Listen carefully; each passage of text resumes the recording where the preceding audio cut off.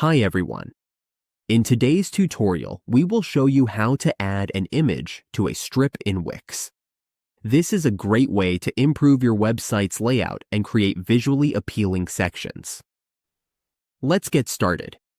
On your Wix dashboard, to add strips, all we need to do is click the Add Element button in the upper left part of the dashboard.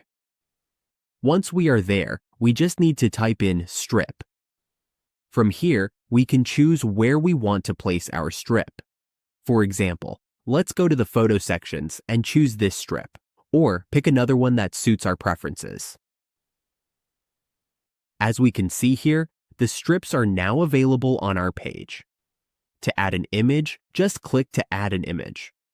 All we need to do is click the strip, then click the plus sign, and go to our media. From there, choose the image we want to add. Let's select this image. For a single image, just click Add. Now we can edit our image and decide where we want to place it on our strip. And that's how we add an image to a strip in Wix. With these simple steps, we can improve our site's design and make it more engaging for visitors.